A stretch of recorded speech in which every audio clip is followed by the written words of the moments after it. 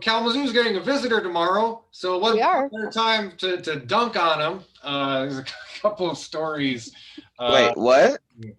Joe Biden. Well, you know. Are we gonna go throw snowballs at him? Well, I don't want. Wait. I mean, thank him for his. I would like to, before we say what we have to say about Rush Limbaugh, I would like to say about Joe Biden. Yeah. Did y'all see that town hall? Yeah. Did y'all watch? I was just talking to Andy about that. Oh my God. Go ahead. There are a myriad of things I have to say, but go ahead. Well, I think like the big thing I wanted to hit on is that whole piece about student loan debt. So if you don't know, it is within the president's power, as an executive order, he could do this without Congress. He could, hypothetically, if he wanted to do so, forgive all student loan debt.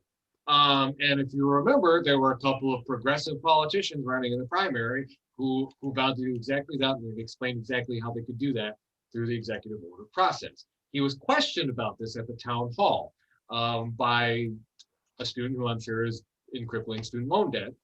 And the proposal on the table from Chuck Schumer and Elizabeth Warren is to wipe out 50 grand. And again, Chuck Schumer is no progressive. He's got his NASCAR jacket full of corporate America and whatever. But this was something that Chuck Schumer, a centrist, was able to like come to some sort of compromise with Elizabeth Warren. And I mean, Emily, we were talking about this before the show. Could you just describe your reaction to that interaction? Because like, I think you vocalize my frustrations about it. Like, it's nothing new. It's the same thing we've seen from Joe Biden. I mean, we saw this throughout the primaries. Anytime Joe Biden is confronted with someone who is less than enthused about his person or his plans, brings a problem to mind that he was not aware of, or expresses that something is not good enough, or wants him to be accountable for really damaging, harmful things he's done or positions he's held in the past, his reaction is so disgusting. It just makes me want to hit him. He literally, his face, his voice, he immediately turns into this butthurt, entitled boomer who just is so cannot handle criticism at all. You can tell, I mean, we saw this every time on the campaign trail when he would, be confronted by some young woman or whatever, and you could see his face. He's all primed to think these are his adoring base. They're there to shake his hand and cry and thank him for being God's gift to humanity. And then when he gets anything but that, he just gets upset and snippy. And yeah, this girl is pouring out, her story. I'm drowning in student loan debt. I'm crippled by it. This is, apply this to the rest of the population that is similarly shackled in student loan debt, unable to do anything that prior generations were able to do, can't buy houses, can't buy cars, can't, all of which, of course, is part of why the economy is dragging. And, she's telling him 10,000 isn't enough. That's a drop in the bucket, and, what are you going to do to help make something better happen and deliver for the American people? And he's just like, I'm not. Nothing. I'm not. Not gonna. You should be thankful with the crumbs that I'm willing to get. What's bad when you undercut Charles Schumer's offer by 40 grand? What the hell? You Marie Antoinette this situation. You're saying, hey, let them eat cake. Let them eat crumbs. I'm sorry for interrupting your point. I think the major issue that we talked about is that we talked about this before the primaries, and this is why primaries are so damn important. You have to get out and vote. We have to get out and advocate. We have to fight for the people who is going to have our backs. This is also a reason why I'm happy that Nina Turner is running. I just wanted to say that because, we need to talk about Nina Turner running. But for Joe, he created the crime. He created the bankruptcy bill. He created he's the reason why students cannot file for bankruptcy on student loans. Hillary Clinton, and the other establishment Democrats advocated for that bill. I think what was it? When they actually voted for it, it was 18 Democrats that voted with Republicans to pass that legislation. He was one of them. He personally cheerleaded, So spearheaded, did this to people. so when you look at the ramifications, it was the same thing when we look at the 94 crime bill. When you had people in the audience that was like, yeah, I went to jail because of your bill. And the thing with Joe Biden is too, and there's no remorse. There's no remorse. No remorse. And not only that, but has to be told when something he did was bad. He was still proud of the crime bill in 2015.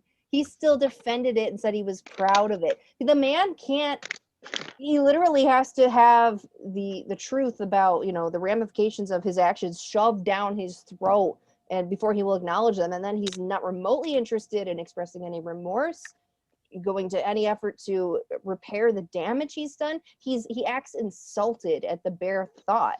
His entire demeanor is, I should be awarded a trophy for dialing in the bare minimum. And if you're not happy with that, well then, F you. Didn't you see the hearts they put on the lawn? Democracy is restored. I mean, why aren't we should be fawning at his feet. But think about this. If Joe Biden, and it's very simple, and this is the reason why I've said on this show with Andy, in 2024, we're gonna end up getting President Tucker Carlson because God forbid. because I of guess at this point is Donald Trump at the top. I think it was like Tom Cotton as a running mate or something.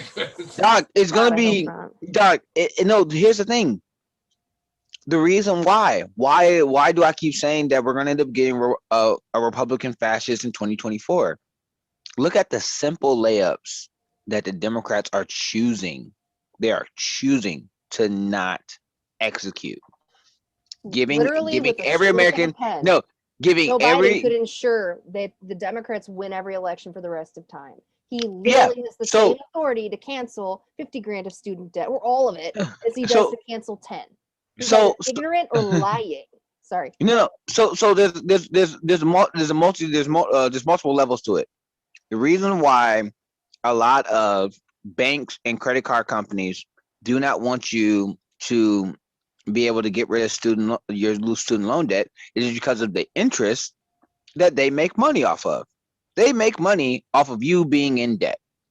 And if you are no longer in debt, then they won't be able to make billions of dollars off you. Also, the incentive of, hey, if you need to get a job working at these corporations or working at these multi-million-dollar corporations that are not going to pay you a livable wage, you have to.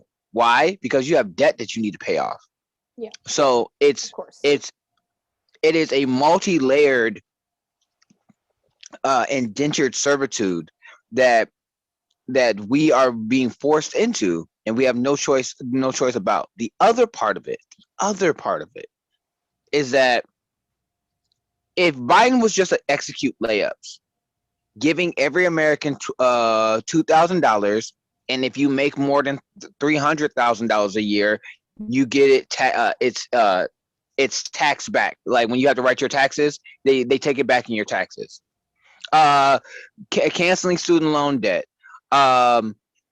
Making sure that we have paid family paid leave during the coronavirus. He could also give Americans Medicare for all through the Affordable Care Act, and as an executive order, because there's a provision of that.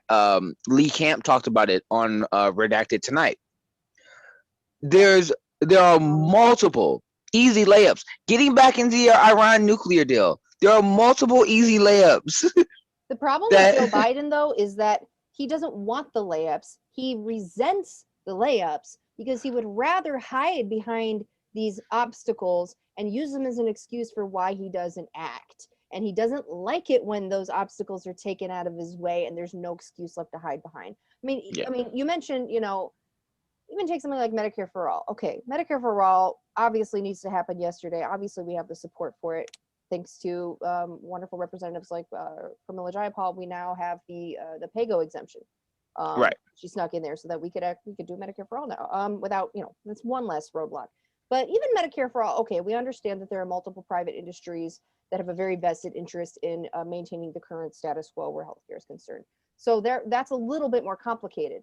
But that just shines an even brighter light on how cut and dry the student loan debt thing is, because that debt is federally owned. That's not, yes, there are private entities that have a similar, vested interest, but like he has all the authority to cancel that.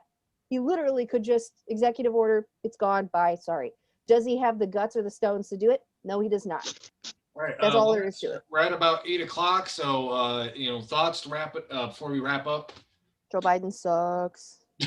Joe Biden needs to do better. Otherwise, we're gonna end up getting President Tucker Carlson, and I'm not joking about that. That's how I feel. I really feel, Doug. That's what's going to happen. We're gonna get a fake faux populist to run for president on the Republican side. And if Nancy Pelosi and Joe Biden keep saying we need a stronger Republican Party, if they keep feigning praise on them, then yeah, we're gonna have some real issues. I'm just gonna close by saying, just echo that 1,000 times. And as a matter of fact, like at some point we're gonna do a future episode where I just want to do a special report about how, like, if the Democrats roll over and be as milquetoast as they historically have been, we're doomed. But I also am just gonna say, one, thanks to everybody to come on the show. Lawrence, Emily, Christine, special guest. Joe Biden's coming to town tomorrow. If you're gonna be there to welcome him, ask him where my check is. Yeah. hey, you've been doing all these fancy interviews with somebody who owes me $2,000. Yeah. What about check? No, okay. One last thing before we go, because I know we got to end. Yeah. I want to play a fun game with the audience. What is Rush Limbaugh's least offensive comment? What was his least offensive? Now, he has a highlight reel of the most disgusting things that you could say as someone who's on a syndicated radio show. What was his least offensive? I'm gonna put my thinking cap on for that one. I'll come back with an answer next week. Right. Oh God. Because Rush is the planet. America is a better place with Rush Limbaugh in the grave. I'm saying that, and I will stand behind that. If you're concerned trolling people about like being like, it's like, oh, you're celebrating someone's death, and then like it's like, look, celebrating whatever. Objectively, the world is a better place with him gone. And I think we should tender him the same amount of gravity and reverence on the occasion of his passing as he did for all of the gay people suffering from AIDS that he used to play party music and bells and whistles and stuff when they died. I don't have any goofy DJ noises. Maybe I'll put some in and post.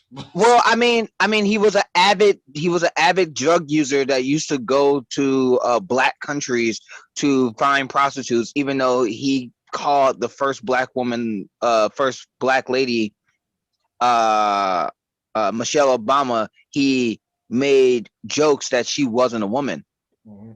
Even though he was a massive drug user. Oh, also, for those that are mad about that, you're on the left and you're concerned trolling about that, or Republicans who are concerned trolling about that. What about Freddie Gray? If we can't talk about people who's on drugs, what about Michael Brown, Tamir Rice? Not Tamir Rice, but Trayvon Martin. Eric Gardner. They were all talked about how they were on drugs, and how it was their drug uses was some of the reasons for why they died. I can't say the same thing about that horrible, disgusting human being. If you don't believe in karma, I don't know what you do with the fact that he literally claimed tobacco use was not harmful. You couldn't die from secondhand smoke. exposure. You couldn't. Cigarettes were not dangerous, and then dies of lung cancer. that is God telling you that I have a sense of humor. That's what that is. Broadly, too, I think it should be acknowledged. Rush Limbaugh laid down the foundation for the kind of like conservative, conspiratorial, fascist alternative universe that exists now. So if you have an aunt or an uncle who ascribes to QAnon and thinks that they should go murder liberals or leftists, part of who you need to thank is Rush Limbaugh for kind of making the soil fertile for that sort of crap. So yes, Facts. R.I.P. Rest in P. Press F to pay respects. All right, and with that, I'm gonna close out the show. All right. Thank y'all for listening. This has been the Hood Rat Strategist Radio Program. You can find us, listen to our show on 89.1 WIDR. You can find us online on our Facebook page. You can find clips on YouTube. Until next time, keep on fighting for that revolution solution.